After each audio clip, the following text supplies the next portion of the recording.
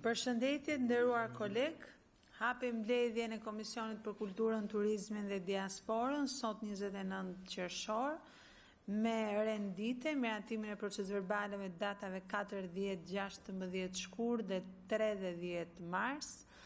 Dhe pika e dytë e renditës, seanca e dytë dëgjimore me artistët dhe pedagogë të Universitetit të Arteve në lidhje me avancimin e karrierës tyre akademike, mbas edhe konsultimit me Ministrinë e Arsimit për të kuptuar ku kemi shkuar, çfarë mund të bëhet, edhe a kemi avancuar në detyrat që lanë në mbledhjen e kaluar, edhe si angazhimi të gjithë komisionit, por edhe si një angazhimi marrë nga Ministria për të ngritur një grup pune.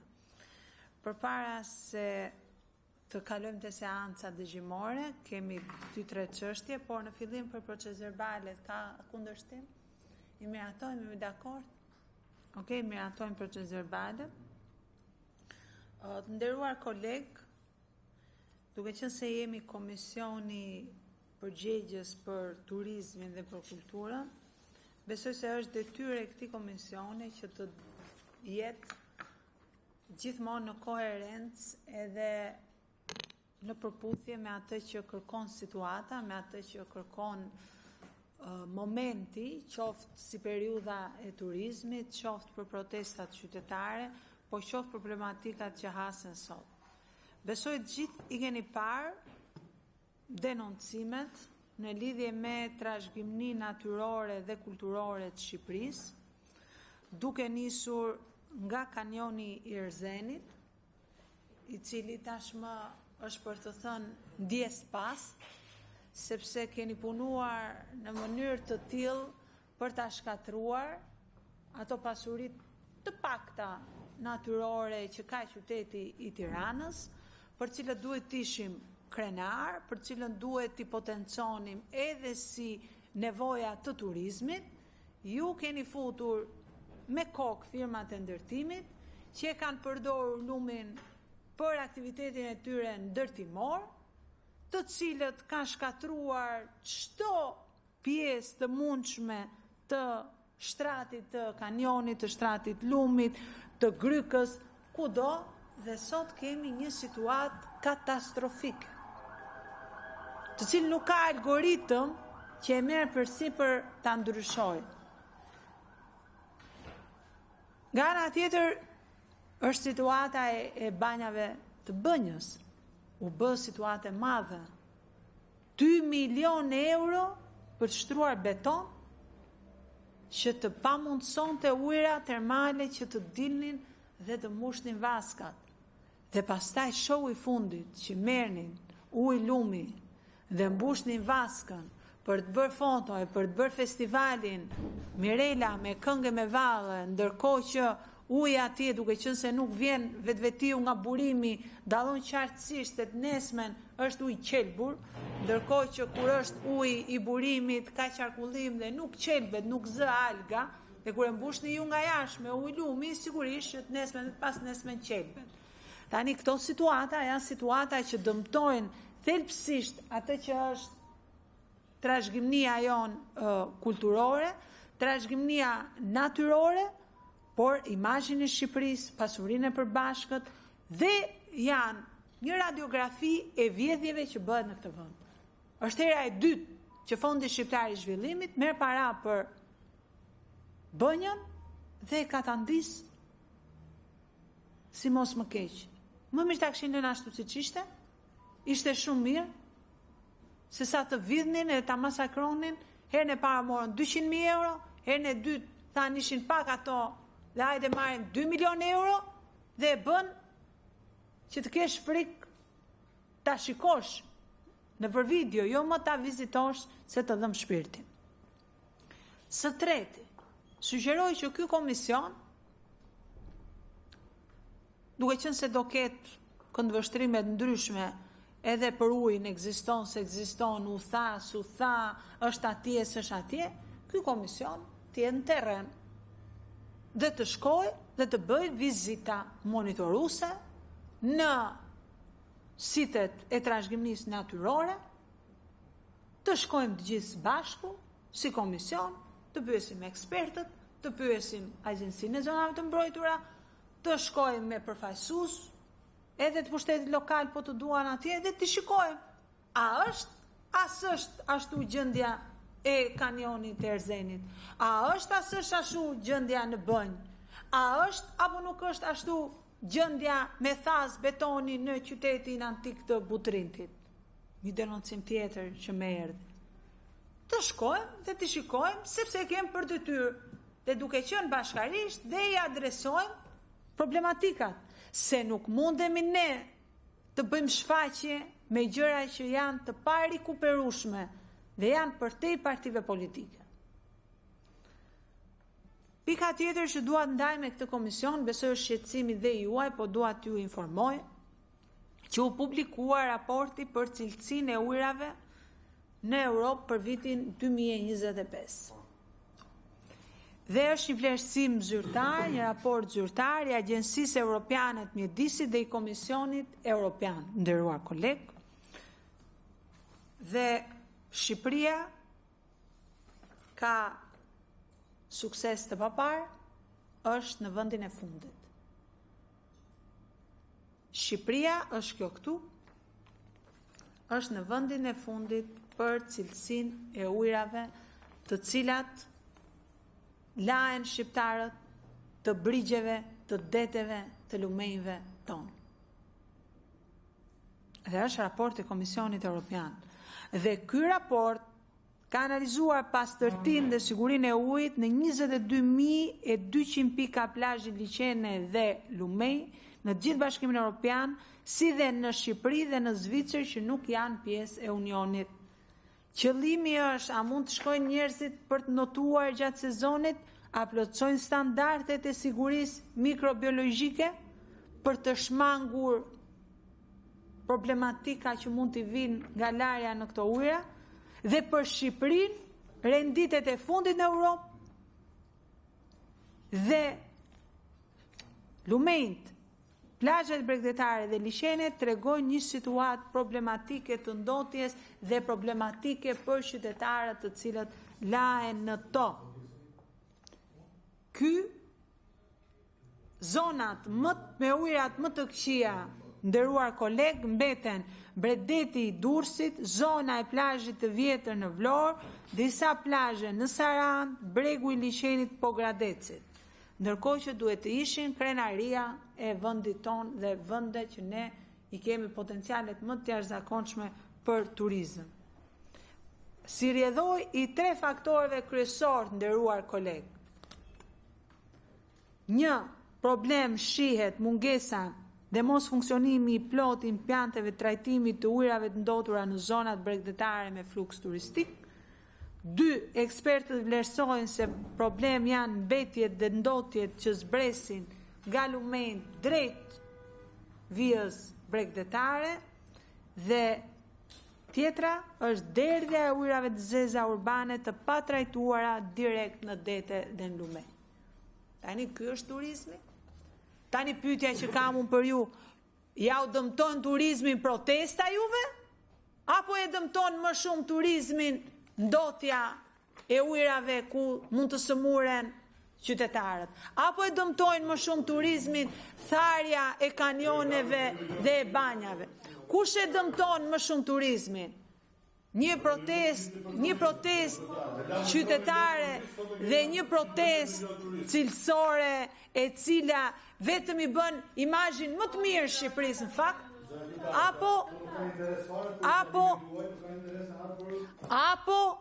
apo këto raporte. Nderuar koleg, të nderuar koleg, ky është komisioni, ju lutem qetësi. Ky është komisioni. Zoti Balla, ju lutem respektoni pozicionin tuaj. Atë po e bëj. Ne jemi komisioni i turizmit.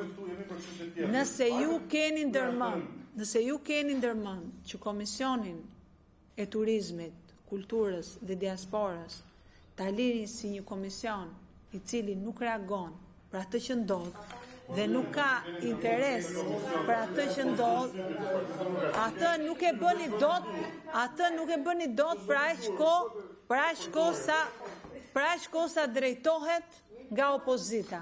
Kur ta drejtoni vetë, mund ta bëni. Tani, të nderuar koleg, do t'ju lutesha që të mos shqetësoheni për të ftuarit, të cilët kanë durimin për çështjet procedurale të komisionit. Juve sigurisht ju dhëm, sigurisht që nuk doni të flitet, po duhet ju dhëmbi pra nëse nuk ju dhëm, sepse e keni katandis Shqipërinë në pamundësi të qytetarëve për të pasur cilësi në ujërat në cilat notojnë, për të pasur cilësi dhe reklam të mirë për turistët që të vinë. Kjo t'ju shqetësoj juve. Dhe t'ju shqetësoj që t'i jepni përgjigje qindra mira protestuesve të cilët kërkojnë dorëheqjen e qeverisë tuaj dhe shfuqizimin e ligjeve që keni bërë ju. A i dini ju, nderuar koleg, që ky parlament, ju e dini shumë mirë, që ky parlament ka bërë ligje mbasi Edi Rama ka publikuar librin dosjet shqiptare ku parashikonte ndërtime në zonat e mbrojtura, pa ndryshuar ligji dhe për t'u përshtatur atyre investimeve që kishte garantuar Edi Rama, ju keni bërë një paket ligjore që i shkonte për shtat 523 projekteve që pa të paket ligjore do e kishin të pamundur të realizoheshin. Ashtë ky kulmi i nivelit më të lartë të korrupsionit, që quhet korrupsion legislativ, ligje të bëra me porosi, basi Edi Rama ka vendosur për të ndërtuar kujt do qefi dhe si do qefi. Dhe në fakt po do kthehemi, dhe në fakt ato dosjet shqiptare, ato 523 projekte janë dosja që Edi Rama i ka përgatitur vetes për para drejtësisë. Janë dosja të cilën qytetarët atje sot protestojnë pikërisht për një nga ato 523 projektet, sepse 523 projektet janë bërja e Shqipërisë të pajetueshme, dëbimi i shqiptarëve, shkatrimi i çdo zone të mbrojtur dhe dhurimi i Shqipërisë tek miqtë dhe oligarkët për të përdorur nga elitat e pasura shqiptare dhe botërore, Shqipëria si një kazus për ata që i shkruajnë Edi Ramës u bëfsh mbret edhe bëu mbret dhe hiq dorë nga zgjedhjet në Shqipëri. Se këta jeni ju dhe këtë besoni ju, po ajo protest në fakt ka thënë gjën më të rëndësishme, nderuar koleg. Gjëja më e rëndësishme asaj proteste është që ju erdhi fundi. Dhe realisht ju erdhi fundi se e mbushët kupën atje ku nuk mban më. Dhe keni shkatruar çdo aset kombëtar, përveç se e keni vjedhur Shqipërinë dhe keni shkatruar. Se ju kanë marrë kauzat tuaj. Të nderuar koleg, ky komision duhet të respektoj emrin e vet, detyrën e dhënë nga rregullorja e kuvendit dhe duhet të ngrihet në nivelin e asaj detyre. Nëse nuk e bëjmë këtë, atëherë le të bashkohemi në komision tjetër edhe të flasim për çështjet përgjithshme. Nëse kemi marrë këtë detyrë nga seanca plenare, nga kuvendi i Shqipërisë, unë personalisht do ta bëj me përgjegjësinë më të madhe. Ju doni apo s'doni ju është çështja juaj. Kështu që në këtë komision kam, zoti nënkryetar, 3 sugjerime në fund të procedurës. E para, vizitat monitoruese në sitet e trashëgimisë natyrore të cilat sot rezultojnë si problematike, për t'i parë të gjithë së bashku si është realisht situata, sepse është interesi i përbashkët që t'jetë mirë ajo, s'ka më në interes t'jetë keq ajo. Video live, jo, të mbarojmë propozim, pastaj keni ju. Zoti sekretar. Voto një propozime. Po mos i voto ti. Po si votojmë se s'ka problem o zotëri, ti ke frikë e vërteta. Pastaj s'kemi frikë e vërtet. O zoti Balla, e para njëherë mos shtyp mikrofonin që mos më japësh mundësinë mua që të përjashtoj nga mbledhja, mos e shtyp. Nuk më përjashton. Atë e kam sipas rregullores. Lexo rregulloren e përjashton nga mbledhja. Po, mund të përjashtoj nga mbledhja siç përjashtohet nga seanca. Lexoje. Këshilli i etikës është për dënime më të gjata, por nga seanca mund t'ju përjashtoj dhe t'ju nxjerr jashtë. Kështu që ti je i sigurt që nuk e përdor, sepse më pëlqen më shumë t'ju mund me argumenta. Jo, pa mbaruar, mos shtyp më butonin, pa mbaruar fjalën se thjesht sa harxhon kohë, se unë çfarë kam për të thënë do ta them. Kështu që ti thjesht sa harxhon kohë, nëse ke dëshirë të harxhon kohë, vazhdo. Pra, propozimi i parë, zoti Malaj, është për ju, që ta konsultoni sigurisht me grupin, ose ta merrni vendimarrjen që tani, është ky që thash, vizitat monitoruese në sitet e përfolura të trashëgimisë natyrore. Propozimi i dytë është seanca dëgjimore me ministrin e mjedisit për raportin e dalë të Agjencisë Europiane të Mjedisit dhe të Komisionit Europian për cilësinë e ujrave të larjes në Europë për vitin 2025 dhe meqense ne kemi të dakordsuar një dëgjes me ministrin e Mjedisit për çështjen e zonave të mbrojtura, ta shtojmë edhe këtë pikë në dëgjesën me ministrin e Mjedisit për zonat e mbrojtura. Dhe e treta që unë kërkoj nga ky komision është thirrja e ministrit të turizmit, zotit Blendi Gonxhe, për dëgjes pikërisht për çështjet që lidhen me këtë sezon turistik që janë që nga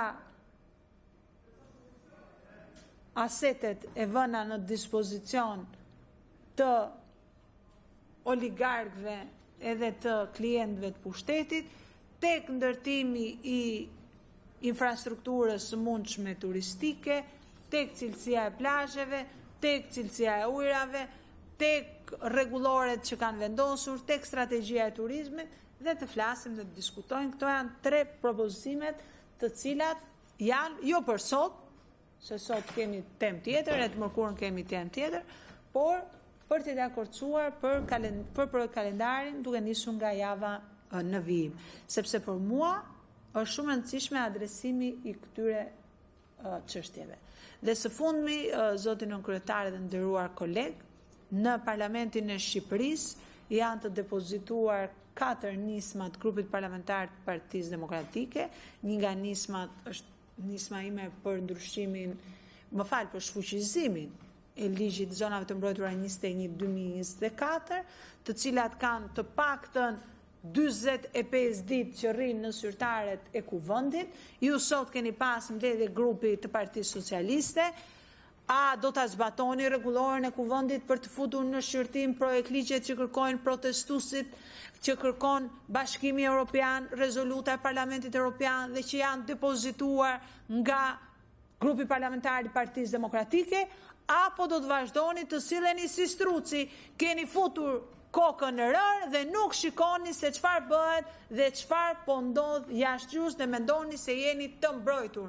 Ndërkohë sot jeni më të ekspozuar se kurrë, kundër jush kanë dalur faktet dhe kundër jush është akt akuza më e rëndë vetë libri që botoi Edi Rama, dosjet e shqiptarëve, dosjet shqiptare që në fakt janë dosjet se si të vidhet dhe si të masakrohet Shqipëria, pa pyetur për zonat mbrojtura, pa pyetur për trashëgimi kulturore, pa pyetur për trashëgimi natyrore. Këto 4 çështje kisha, nëse mundeni, faleminderit. Zoti Malaj. Faleminderit, zonja Zhuva. Në fakt, unë jam njëri serioz dhe i mbaj shënim gjërat, po ishte një moment ku mu desh që realisht të përqendrohesha për të mos u shkëputur nga tematikat që nga ujrat, e nga banjat, e deri tek vizitat monitoruese, te seancat dëgjimore dhe tek kërkesa për të thritur këtu ministra apo kërkesat e protestuesve. Në fakt, në të gjitha këto që ju prekët, asnjë gjë nuk është në rendin e ditës, por kjo nuk është diçka e re. Mua më vjen keq sepse profesori i nderuar zoti Gjipali dhe gjithë profesorët dhe përfaqësuesit e tjerë që janë ftuar këtu sot, të vetmin vlerësim që mund të japin për sa i përket asaj që ju bët deri në këtë moment është t'ju japin një notë për cilësinë e monologut, se për gjë tjetër këta nuk kanë çfarë ju thonë as ju as mua. Dhe do të ishte në respektin e tyre dhe në vlerat e këtij komisioni që ne këto deklarata, këto ndërhyrje për procedurë të mos i bëjmë në këtë formë. Ju e dini shumë mirë që për të bërë deklarata të tilla ka një sallë aty poshtë e kërkoni kur të doni dhe bëni deklarata të tilla, sepse i kemi ftuar zotrinj këtu për tjetër temë. Por gjithsesi unë do t'ju përgjigjem për të gjitha ato që ju kërkuat një opinion dhe impozicion. Nuk do t'i përgjigjem pjesës propagandës politike tuaj sepse është diçka që e keni ju në drejtën tuaj, por nuk kam nevojë të hedh poshtë diçka që a priori nuk është e vërtet. Ju kërkuat vizita monitoruese për t'i verifikuar këto. Ndoshta duhet t'i kërkoni vizitat monitoruese pa bërë deklaratat që bët. Pra vizitat bëhen për të dalë në përfundime, se tani të bësh vizitat. Mos më ndërprit se unë durova me shumë qetësi fjalimin tuaj të stërgjatë. Po nuk e duroj kolegu juaj. Po ju lutem, kolegu është kolegu, unë jam unë. Dhe do ju lutesha që këto vizita, të cilat nuk ju janë refuzuar asnjëherë nga ky komision, t'i planifikojmë dhe më pas të dalim me deklarata, në mënyrë që ato që do themi të jenë reale. Njëkohësisht, edhe dëgjesat, siç po thoni për një seancë dëgjimore me ministrin e mjedisit, nuk e ka refuzuar asnjëherë ky komision. Këtu ka ardhur ministri i mjedisit, këtu ka ardhur ministri i turizmit, këtu kanë ardhur gjithë. Domethënë është një çështje që nuk gjykoj se ka arsye të ngrihet për tu diskutuar, sepse jemi të hapur për t'i thritur në dëgjes të gjithë, patjetër. Madje në një moment shumë delikat, ju e dini shumë mirë që na keni akuzuar edhe mua personalisht që nuk do t'i dëgjojmë banorët e Tidit, dhe javën tjetër për shkak të një vendimi politik tuaj, të cilin unë e respektoj, ju nuk ishit prezent në komision, kur ne shqyrtuam dëgjesën me këta banorë dhe e aprovuam vetëm me votat tona. Për të thënë që çdo gjë që është propozuar në mirëkuptim dhe është diskutuar në kryesinë e këtij komisioni, ne e kemi aprovuar. Deri më sot, më thoni një kërkesë tuaj në këtë komision ku ne kemi mazhorancë që ju nuk ju është aprovuar. Nga ana tjetër, kërkoni një seancë dëgjimore me ministrin Gonxhe, që në parim nuk kam asnjë kundërshtim, po do doja që propozimin ta bëni edhe një herë me një gjuhë pak më parlamentare, sepse ju bëni kërkesën, i fusni një lloj propagande në mes, pastaj bëni prap kërkesën seriozisht. Bëni kërkesën tamam, ndërtojeni tamam, pa propagandën në mes, se s'ka nevojë, dhe patjetër që gjithë secili duhet të raportojë në komisionet parlamentare për ato funksione dhe detyra që ka. Ndërsa e fundit se çfarë kërkesash kanë protestuesit, unë gjykoj zonja Zhupa që nuk i takon partive politike që të flasin në emër të protestuesve, sepse partitë politike të mëdha apo të vogla të opozitës sot kanë dalë në për protestat e tyre, i kanë bërë kërkesat e tyre, kështu që nuk është ky rasti që ju të flisni në emër të protestuesve. Nëse ju keni arritur, domethënë që tani ta menaxhoni dhe protestën qytetare që nisi, atëherë kjo është tjetër gjë. Unë jam i hapur që ne diskutojmë të gjitha ato kërkesa që ju thatë. Jam shumë i hapur me gjithë kolegët e mi deputet këtu që t'i bëjmë të gjitha dëgjesat, sepse ky komision është përgjegjës për çështjet e turizmit, kulturës, ashtu siç është për diasporën, por ju a priori nuk mund të gjykoni apo të keq interpretoni çdo gjë. Sepse të gjitha rastet që ju përmendët, absolutisht nuk është bërë asnjë ndërhyrje për të prishur turizmin, përkundrazi turizmi është në fokusin e kësaj qeverie, sepse rëndësinë o ja dim ne, ose ja di njëri për sa kohë kemi sot këta numra që kemi turistësh, që ka qenë diçka e pa imagjinueshme më parë, duke ju kërkuar ndjes profesorëve të nderuar që mundesh që të ndërhyj për çështje që s'kan lidhje me dëgjesën me ju, por duhet t'i ktheja përgjigje kolegës time zonjës Zhupa. Uroj që tani të kthehemi në rendin e ditës dhe të vazhdojmë me dëgjesën me profesorët. Faleminderit. Faleminderit zoti Malaj. Dua ta nis me merakun tuaj për dëgjesën. E para një herë, dua t'ju sqaroj që komisioni ka një rregullore se si funksionon dhe prevalojnë gjithmonë çështjet për procedurë përpara se të nisi digjesa normale. Dhe profesorët, artistët janë parazgjithash qytetar e më pas kanë profesionin e tyre si artist, si pedagog. Dhe besoj se këto çështje që ne trajtojmë këtu janë çështje të cilat dhe ata kanë mirësinë për t'i dëgjuar, por besoj kanë edhe shqetësimin që të adresohen nga Kuvendi i Shqipërisë. Jam shumë e bindur, nuk dua t'i citoj personalisht, zëre se nuk janë këtu, po jam shumë e bindur, sepse kam informacion, që shumica e artistëve janë edhe pjesë e protestuesve sot. Edhe për gjendjen e mjerueshme në cilët është lënë arti. Fatkeqësisht, zoti Malaj, jemi një vend që ende nuk kemi teatr kombëtar. Jemi një vend që kemi investuar për të ndërtuar 34 burgje të reja në këto vitet tranzicionit, po nuk kemi ndërtuar dot 3 teatr të rinj, ose 1. Kështu që në këtë aspekt kanë shumë për të protestuar dhe shumë për të diskutuar. Për sa i përket pastaj cilësisë së dialogut, monologut apo zhanreve të tjerë, e kam lënë që ta gjykojnë qytetarët. Dhe qytetarët na kanë gjykuar. Kjo ishte për pjesën e parë. Së dyti, zoti Malaj, ju thoni propagandë. Unë ju solla paktën sot. Ju solla raportin e Komisionit Evropian dhe të Agjencisë Europiane. Tani ky është propagandë? Unë të kërkoj që të diskutohet për këtë.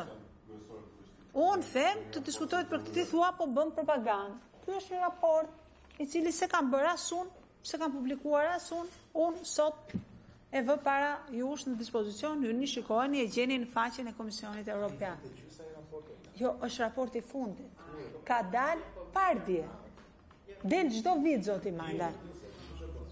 Del çdo vit, dhe nga vitin vit jeni përkeqësuar. Ky është një sukses për ju. Po jo për ne, që e duam Shqipërinë një vend me standard. Tani, ti thua si e nxjerr ti denoncimin pa vajtur komisioni. Zotri, unë e kam publikuar denoncimin nga të parat, edhe për Erzenin, edhe për Bënjën, edhe për Nikaj Mërkuri, edhe për Butrindin, edhe për këdo, po të them ty që po e mohon, hajt ta shikosh me sytë e tu. Po të ftoj ty unë ta shikosh, se unë e kam parë, se unë si e nxora videon, po se kam parë. Si e bëra denoncimin, po se kam parë.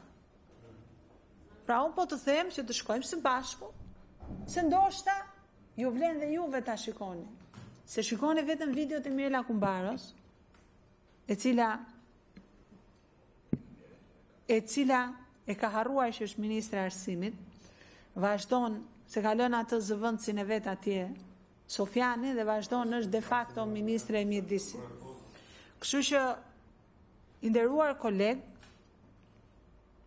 nëse juve ju duken propagandë është sepse nuk e njihni realitetin. Nëse do njihni realitetin, do kuptonit që ky është realiteti dhe do thoshit hajt ta diskutojmë të bëjmë maksimumin. Qofse doni të fshiheni te algoritmi, te armiqtë e jashtëm, te armiqtë e brendshëm, te këta që prodhojnë propagandën si thoni ju, atëre nuk është se nderoni as pozicionin tuaj dhe as këtë komision i cili ka disa detyra për të bërë. Kështu që ju ftoj edhe një herë që ligjet e sjella nga Partia Demokratike të kalohen sipas rregullores.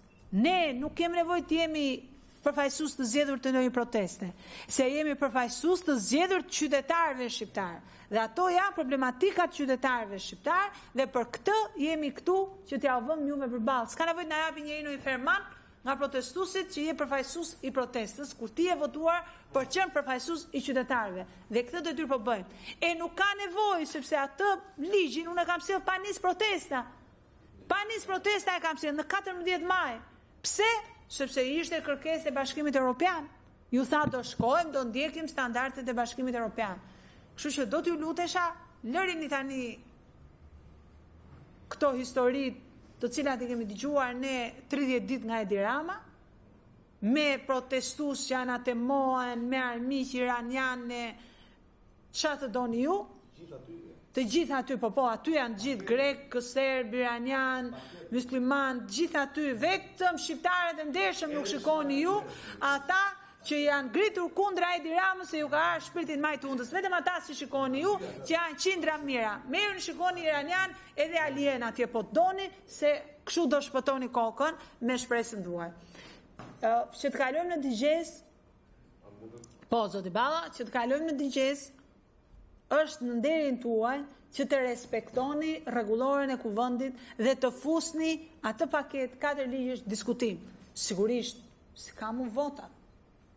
As ta kaloj, as të vendos agjendë, se unë as agjendën e komisionit pa konsensus nuk e vendos dot. Kështu që në këtë aspekt ju jeni, por mos u fshini pas gishtit, mos vazhdoni, ja u thash një herë, mos vazhdoni të bëni strucin. Po, zoti Male, patjetër sa pa dash të bëj polemik. Ju siguroj që në gjitha ato që ju përmendët, për cilin siç keni ju interes që të jemi të kujdesshëm me natyrën, ju siguroj që jam dhe unë. Ndër kryesorët që ju përmendët ishte dhe pjesa e diskutimit mbi lumin në zonën e Nikaj Mërturit, nga unë vi me origjinë nga rrethi Tropojës, që ju në lapsus e si përthat Nikaj Mërkurit, po është Nikaj Mërturit, po është lapsus, nuk ka lidhja. Thjesht nuk e kuptova ishte po flisnin për të njëjtën gjë apo jo, por gjithsesi, ajo që duhet të them është që ju siguroj, unë partia kam ardhur nga atje, që nuk nxitohem të flas për sa kohë dua që qytetarët kur të marrin informacionin ta marrin të saktë dhe të plot. Prandaj kam mbledh të gjithë informacionet, ja kam përcjell një pjesë të qytetarëve aty në datën 29. Është lënë digjes publike me qytetarët aty, me përfaqësuesit e institucioneve. Kjo është forma se si ne duhet veprojmë, zonja Zhuba. Dhe vizitat monitoruese, unë jam shumë dakord që ne t'i bëjmë, por mos të dalim në përfundime pa bërë këto vizita monitoruese. Kaq ishte propozimi, nuk kisha asnjë kundërshtim me linjën logjike që ne duhet të ruajmë natyrën. Të gjithë e dimë që duhet ta ruajmë dhe madje ne e kemi për detyrë dhe e kemi prioritet.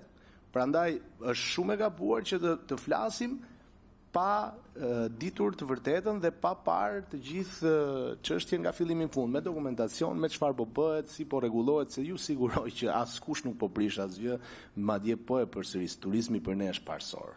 Faleminderit.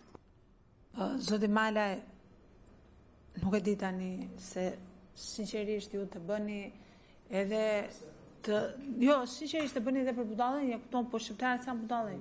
Tani si mund të thoni ju që po e mbroni natyrën ku keni miratuar një ligj 21/2024 që të ndërtoni zonat e mbrojtura? Si thoni ju që po e mbroni natyrën ku keni lejuar që të futen buldoziere, kamion në zonë të mbrojtur? Edhe kanë rrethuar zonën e mbrojtur dhe kanë vajt deri në det. Ore, si thoni ju që po e mbroni natyrën ku ju keni botuar një libër me 523 projekte të ndërtuar në zonë të mbrojtur në natyrë për të betonizuar këtë vend? O si thoni ju që po e mbroni natyrën kur ju jeni njerëzit që e keni shfarosur kanionin e Erzenit atje, që e keni mbush me ujë lumi banjat e Bënjës atje, që keni dhënë me koncesion Butritin dhe që akuzoni se ju kanë parë, se këtu është të vëzhduar në kohë, ju kanë parë që akuzoni një koleg të një partie të vogël, i thoni ti ke ndërtuar në zonë të mbrojtur. Po, kush a dha lejen aty në zonë të mbrojtur? Kush a dha lejen aty në zonë të mbrojtur? Do me thënë, juve që jepni lejen dhe qeveria i thoni biznesmen që ndërton, o çdo biznesmen do të ndërtoj kudo. Është në drejtën e vetë të kërkoj të ndërtoj edhe të qyteti antik i Butrintit. Mund të vi biznesmeni, thotë të bëj unë këtu një restorant, se për interes ekonomik është shumë e mirë. Është qeveria që ka për detyrë ta mbroj. Është qeveria. Edhe ju talleni tani se sinqerisht domethënë. E thoni do bëjmë konsultim publik me 29 qershor. E para e 29 qershor sot. Bëheni konsultimi publik dhe e dyta konsultimi publik zakonisht bëhet para. Nuk bëhet konsultim publik bëhet para.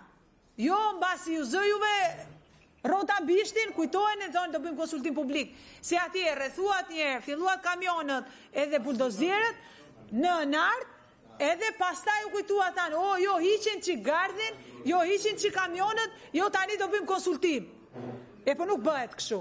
Ka rregulla se si bëhet vlerësimi ndikimit mjedis, se si bëhet konsultimi dhe se si vazhdohet. Se jeni... Ne mendojmë që kushdo që ka bërë shkelje në këtë vend, gjithmonë qoftë për mbrojtur veten apo dhe atë që ka rrotull, është mbështetur në ca ligje dhe ju garantoj që në parlament kur jam miratuar ka ligjet nuk kam qenë as unë, as Orgesi, as Edisoni. Po, të vazhdojmë me digjesën edhe vazhdojmë pastaj, apo do vazhdojmë ju? Si të doni, po ju pyes, keq edhe kur ju pyet. Po, zoti Balla, fjala për ju.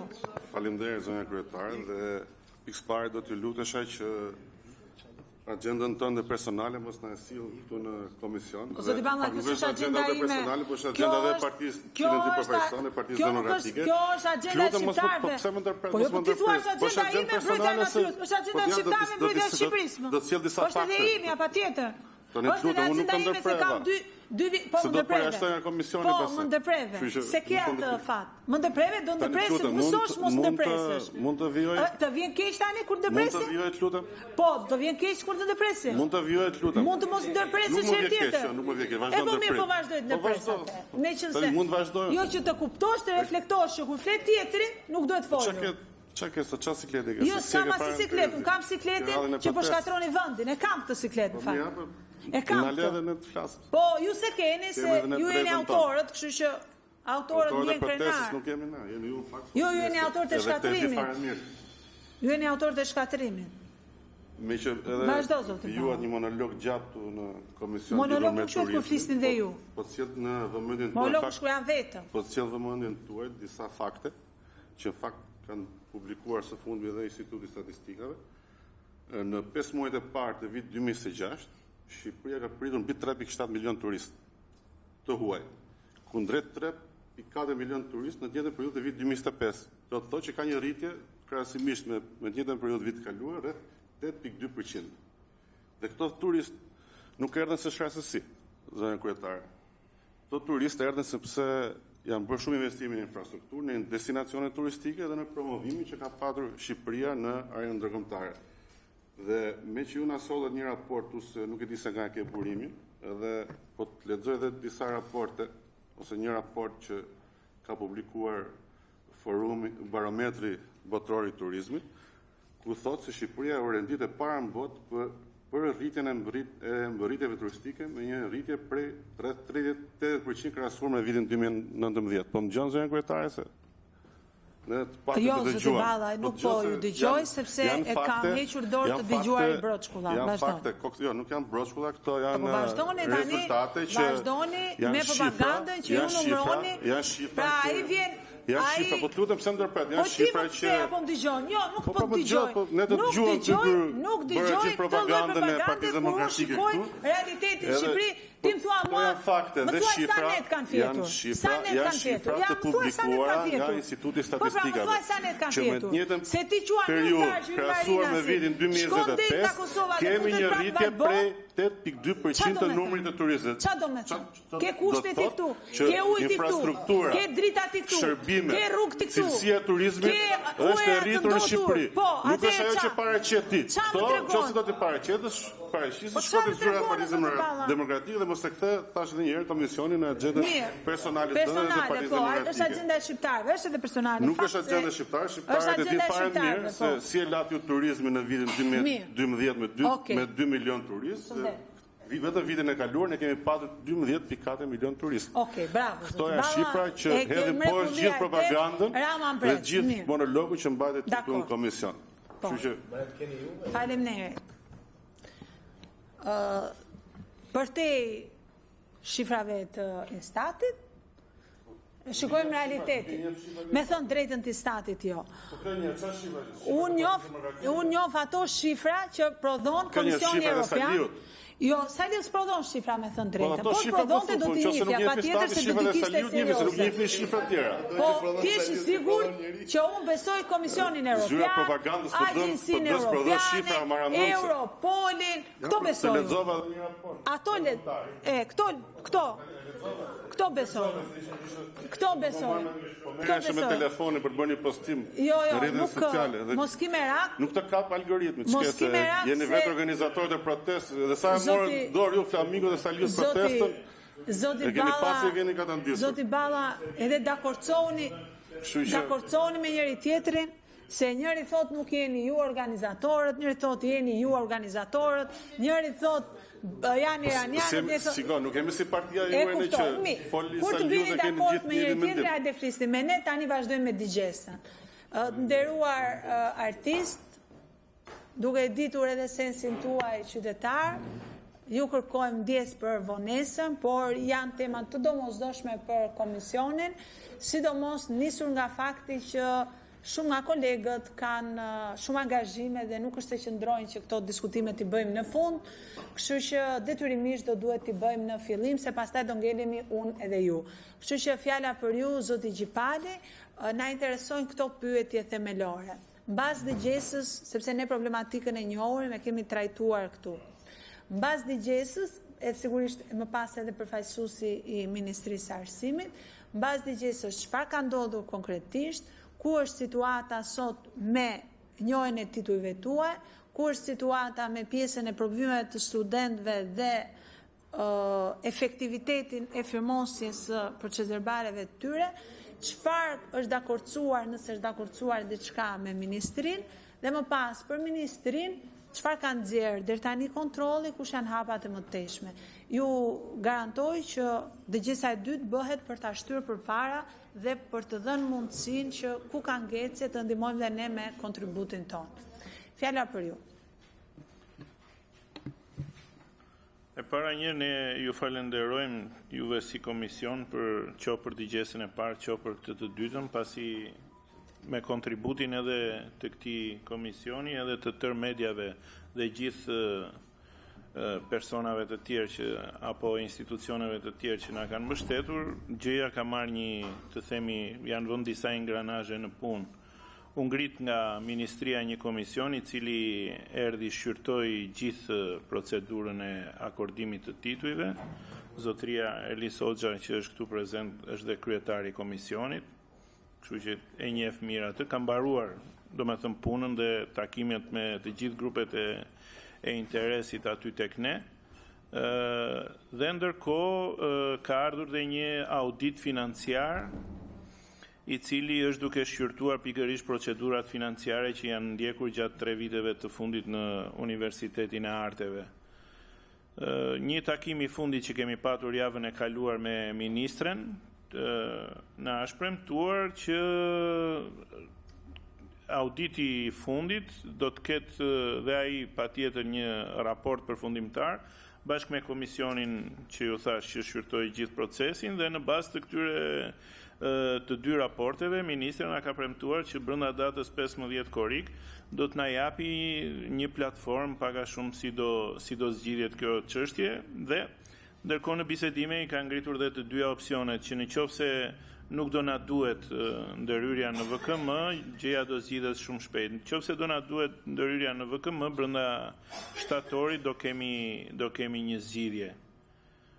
Kemi rënë dakord, domethënë, si grup interesi, që të kemi, të themi, t'ju japim pak kohë, pasi është herë e parë, me thënë të drejtën, ju thash dhe në fillim fal gjithë këtyre ingranazheve të tjerë që janë impenjuar në këtë proces dhe që kanë dhënë ndihmën e tyre, është herë e parë që është po bëhet një punë serioze dhe gjëja po shqyrtohet vërtet siç duhet.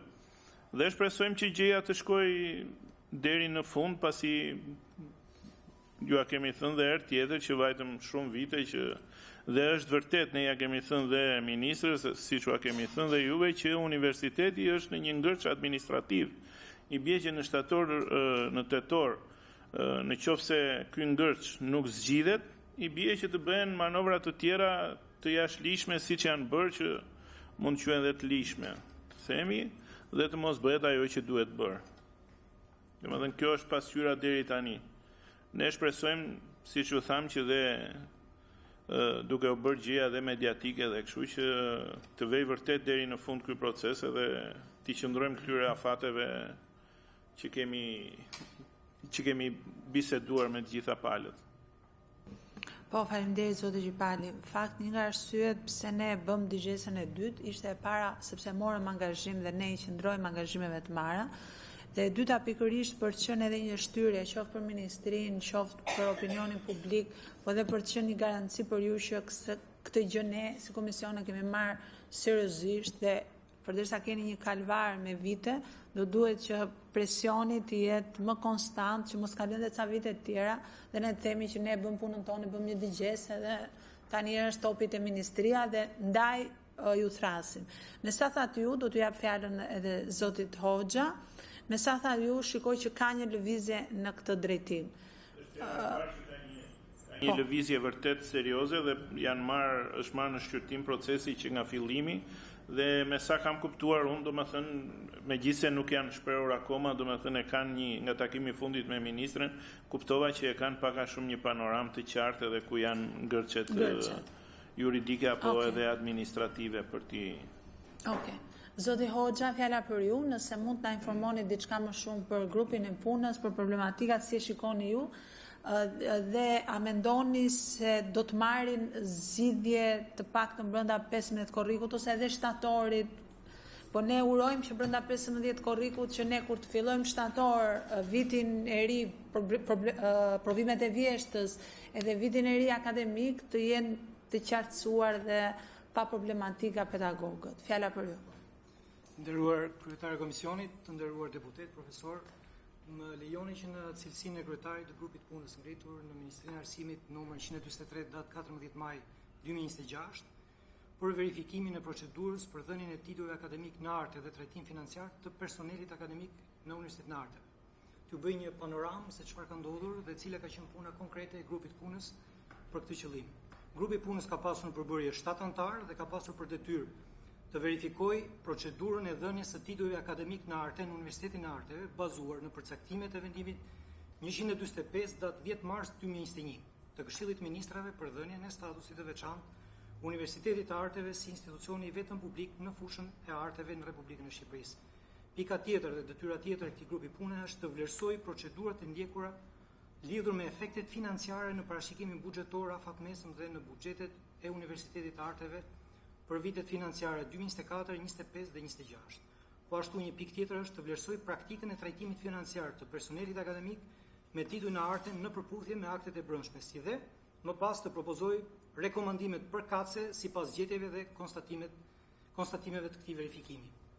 Në zbatim të këtij urdhri, grupi punës ka kryer takime me të gjithë organet drejtuese të Universitetit të Arteve, duke nisur me Senatin Akademik, më pas me profesorët të cilët kanë ngritur çështjen, po ashtu me anëtarët e Komisionit Provimit të Personelit Akademik, gjithashtu edhe me Bordin e Administrimit.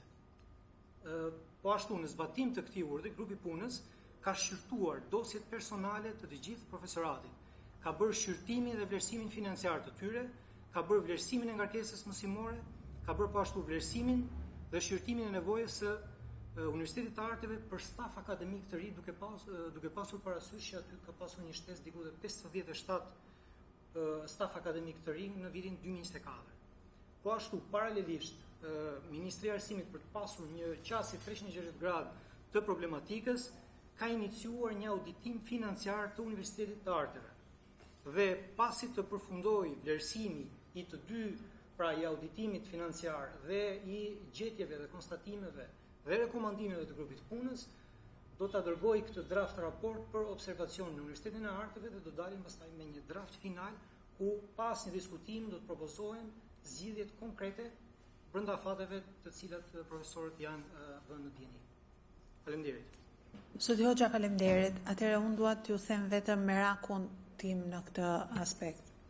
Nuk e di problematikat që mund të dalin nga grupi punës, por baza të cilët sugjeroj që duhet të jetë po them drejtimi kryesor i rezultateve tuaj është që mos penalizoni pedagogët. Pra pedagogët nuk duhet të mbajnë kosto, qoftë edhe nëse gjatë procesit ka 1, 2 apo 3 apo 4 mangësi që mund të kenë ardhur nga drejtimi i universitetit, mund të kenë ardhur nga keq interpretimi i ligjit, mund të kenë ardhur nga shumë faktorë të tjerë. Këtë kosto mos ta mbajnë pedagogët. Pra rrugëzidhja duhet të jetë duke i dhënë mundësinë pedagogut për ta gëzuar atë titull të marrë në mënyrë të plotë, edhe financiarisht, edhe në rrugë administrative, por edhe në rrugë të satisfaksionit, po them personale dhe të karrierës personale. Këtë mendoj që ta keni në fokus dhe të gjithë elementet e tjera rregullohen edhe me bazat ligjore dhe keni gjithë vullnetin e komisionit për të kaluar edhe me procedurë të përshpejtuar nëse ju do t'ju duhet, ndryshimet caktuara në ligj, paragrafe, pika, të cilat mund të çojnë komfort asaj që ju nevojitet për Universitetin e Arteve. Këtë mbajeni parasysh, ashtu si ju keni gjithë drejtën e botës për të bërë VKM edhe për ta akomoduar këtë situatë. Po për ne është shumë e rëndësishme zgjidhja efektive e shpejtë dhe në favor të artistëve, të pedagogëve, të arteve, të cilët kanë vite në fakt që e vuajnë këtë problematikë. Edhe ju përgëzoj që e keni marrë seriozisht dhe si grup pune dhe si kryetari i grupit punës. Nderuar kolegë, po zoti Male, fjala për ju. Faleminderit zënë kryetare. Për drejtohem zotit Hoxha më shumë sepse profesorët e nderuar janë të qartë, sidomos për mua që e njoh shumë mirë në fakt të realitet dhe këtë çështje. Do doja zoti Hoxha që në bashkëpunim edhe me çdo institucion tjetër përfshirë këtu kuvendin e Shqipërisë të nxjerrim universitetin nga kjo situatë për faktin e vetëm sepse absolutisht është një universitet i veçantë në të gjithë funksionalitetin e tij, për mënyrën se si zhvillohet mësimi, ku ke mësim individual, ku nuk mund të kesh të njëjtat kushte e kriteret siç është në universitetet tjera.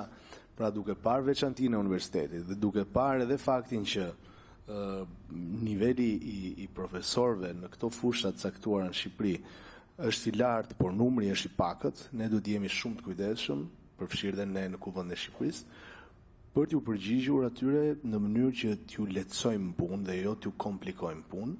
Mendoj që çdo universitet dhe çdo fakultet ka vlerat e tij.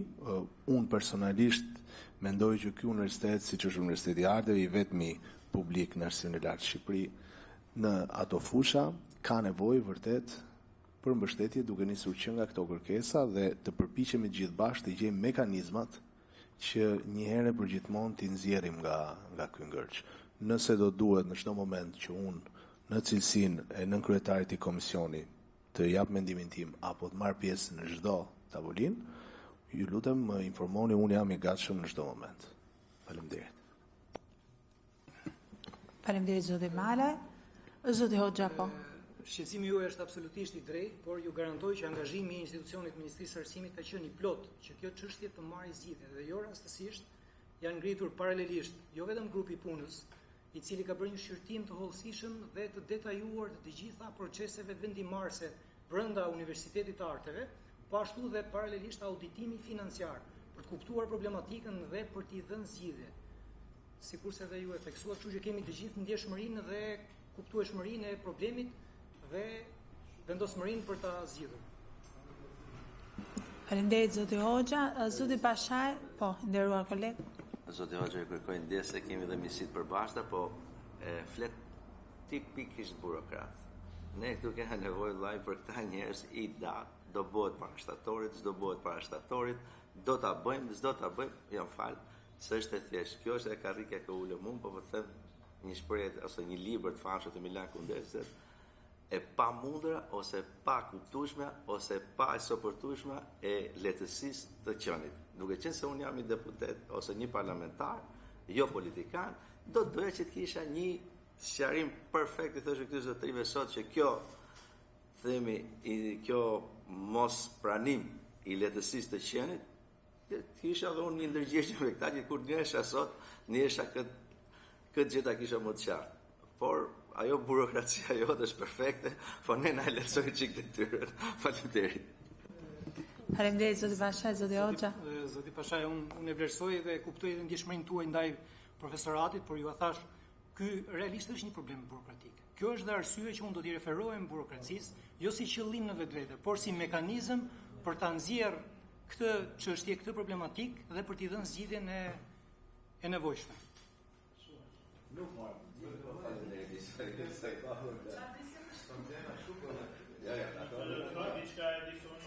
Po, zoti Edison Qeraj, dhe ju kërkoj shumë falje që nuk ju prezantova, se na mori debati, ja se ja u hapun tani. Zoti Edison Qera, zoti Josif Gjipali dhe zoti Orges Malaj, kurse nga Ministria e Arsimit ishte zoti Erlis Hoxha, drejtori Drejtorisë Politika për Zhvillimin e Kërkimit Shkencor. Ju kërkoj ndjes që nuk e bëra prezantimin. Nuk ka problem. Zoti Qeraj, fjala për ju. Faleminderit, zonja kryetare. Tani çështja është që pak a shumë ne jemi në dieni. Nuk dua të futem në detaje sepse i dim gjithë çfarë paktën pikat kryesore jemi në brendësi se çfarë kanë ndodhur. Duhet besoj që kësaj rradhe, pas shumë rradhave që cilat kanë kaluar deri tash prej mbi 2 vjetësh që këta tituj domethënë janë formalizuar nga Senati, mirë po s'kan pas asnjë lloj efekti. Duhet besoj që kjo tjetë rruga dur sepse janë marrë hapa konkret për ta zgjidhur, por çështja është që mos harrojmë që kemi dhe detyrime konkrete. Për shembull, aktualisht ne jemi në dilemën e madhe për të firmos notat në ciklin master, ku patituj ne nuk na lejohet të firmosim apo të hedhim notë. Pra janë disa ngërçe të cilat nuk presin kaq gjatë dhe ne duhet jemi më të ndjeshëm, më sa kemi mundësi secili, sepse s'po them se këto janë me zgjidhje brenda dite me magji, kanë procedurën e tyre, padyshim, por më shumë se sa çështje vullneti, nuk është çështje procedurash, fondesh, teknikalitetesh. Unë shoh që në thelbin e vet kjo është një çështje vullneti, ngërç cilin sigurisht e kemi edhe ne atje. Dhe por në anën tjetër ka pushtetet rregullohen me pushtetet që janë mbi to, të cilat i kontrollojnë, ju kërkojnë përgjigje, ju kërkojnë llogari për raste konkrete.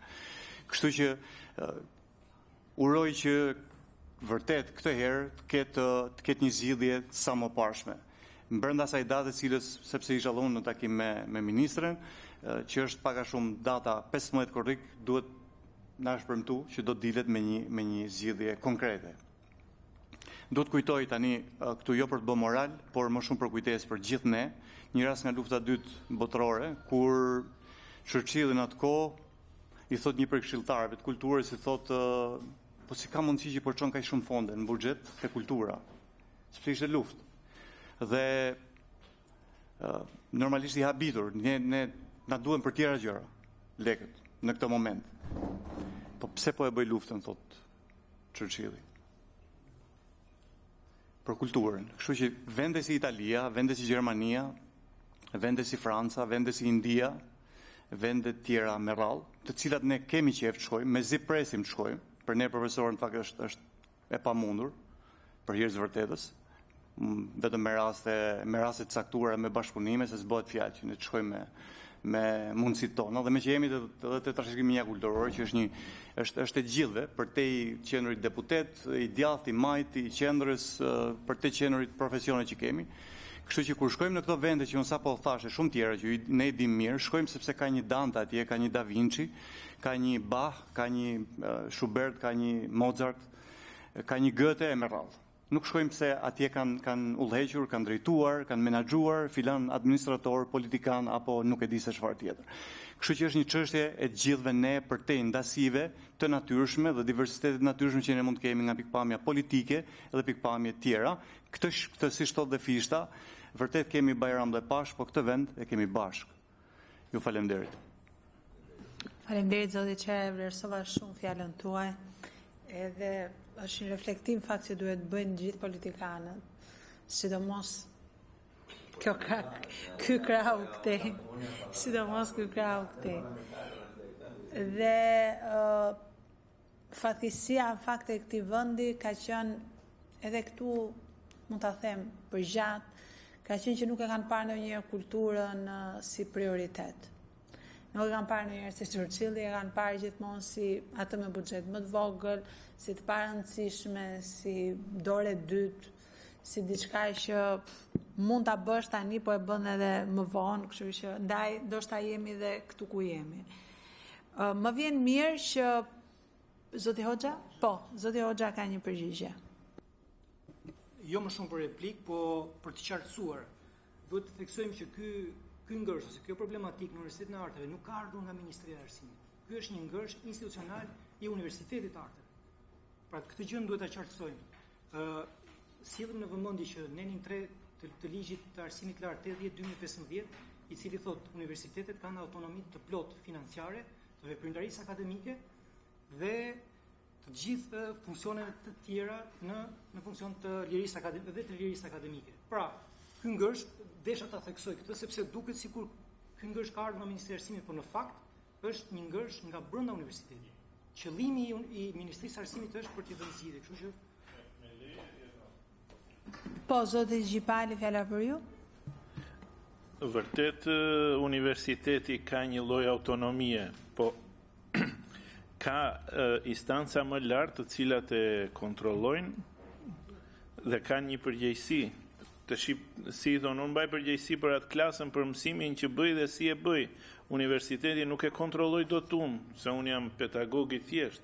Ka të tjerë më sipër që e kontrollojnë, e ka bërë se ka bërë, e ka bërë mirë apo se ka bërë mirë. Dhe nuk është faji jonë që tërë këto vite kjo gjë është, megjithatë, ne duam që kjo gjë më në fund të marri fund dhe të zgjidhet njëherë mirë, nuk kemi më hallin, domethënë kush e kishte fajin, kush e kishte fajin, edhe juve e dini edhe ne e dim. Faji për mua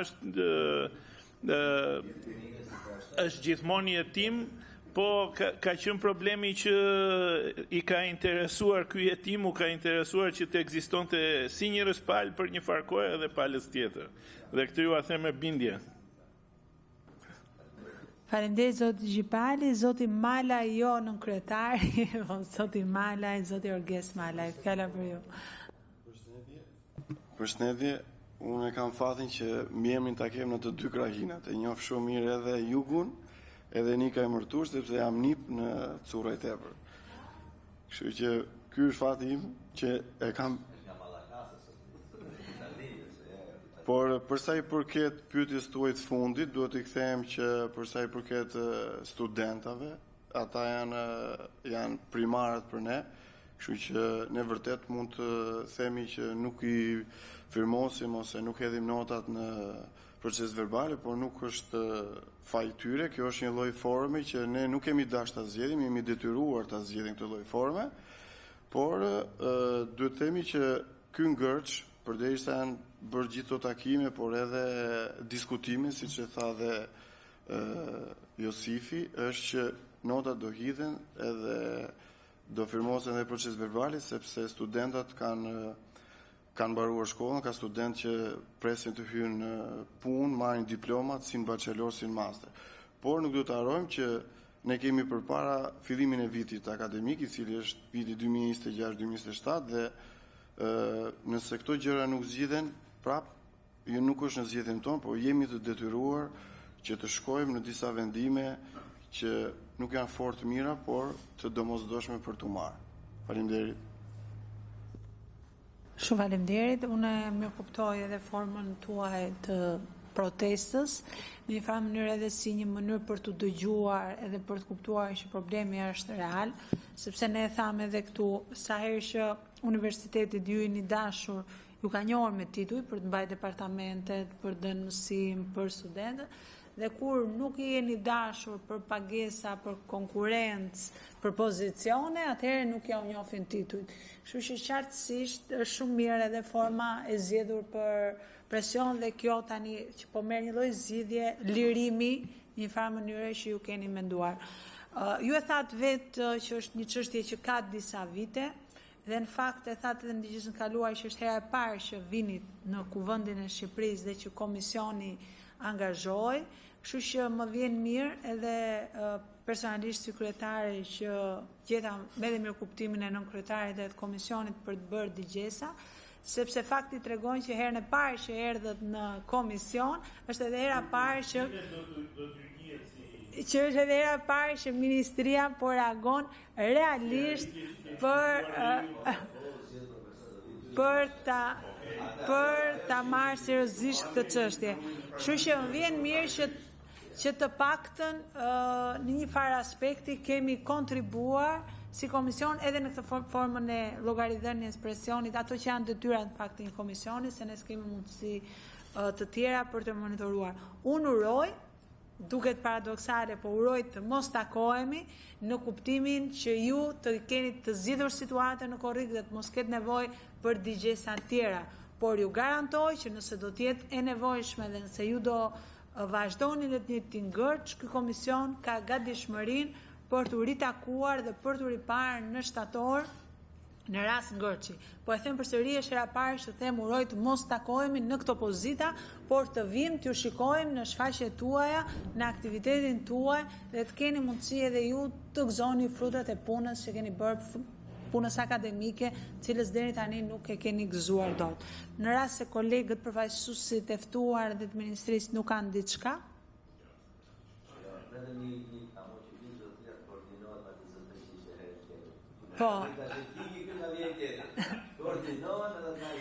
Po, këtu bashkohem me zotin Pashaj, zoti Hoxha, koordinohuni me zotin Erzen, se Erzeni herën e kaluar nuk dinte për çfarë bëj fjalë, tha nuk e di. Erzeni qytetërisht është i vetmi person në administri që ka qenë prezent në të gjitha takimet e përpara. Imagjino, dhe ai që ka qenë prezent kudo, bën sikur se e di. Pra kjo është edhe kulmi i paradoksit. Kështu që zoti Hoxha uroj atë që tha zoti Pashaj, që mos na vinë zyrtar të tjerë dhe të na thonë që ne s'dim gjë dhe fillojmë prapë nga fillimi. O të mbani një qëndrim institucional në emër të ministrisë. E do dhe një fjalë të fundit. Merre edhe një herë. Faleminderit. Duhet të them që kushdo që vjen nga ministria të jeni të bindur që ka të gjithë qartësinë e problematikës për cilën flitet. Kështu që zoti Tola herën e kaluar mbase nuk u shpreh sepse ishte shumë herët, akoma grupi punës nuk ishte në fazat e para. Kjo ka qenë arsye që ai nuk, por ju garantoj që ka një kuptueshmëri të plotë të çështjes dhe vullnetit për ta çuar përpara zgjidhjes. Faleminderit. Faleminderit. Vetëm një korrigjim kam, nuk ishte shumë herët, se siç e tham kishim vite me këtë çështje, ashtu siç kishte edhe vite Erzeni me atë çështje. Se zoti Tola fali që unë pres. po nëse doni. Zoti Tola ka qenë pjesë edhe në grupin që është hartuar VKM-ja. Okay. Që ka krijuar gjithë të ndërë. Pra, po e them unë me mikrofon, zoti Tola ka qenë pjesë e grupit punës së VKM-s që është krijuar ky gërç. Kështu që në këtë aspekt, gjithë atë qasjen e zotit Tola, sikur po vinte nga një kozmos tjetër dhe ishte hera e parë që e dëgjonte, sigurisht ishte për të fituar kohë dhe ne e kuptuam edhe këtë gjë, por uroj, siç tha zoti Pashaj, që të qëndroni në këto qëndrime që paraqitet ju sot dhe të jenë qëndrime zyrtare të ministrisë. Faleminderit kolegëve, faleminderit përfaqësuesit të ministrisë, faleminderit artistëve dhe pushimet të mbara nëse do të pushoni. Shumë faleminderit, mbledhjen e deklaroj të mbyllur.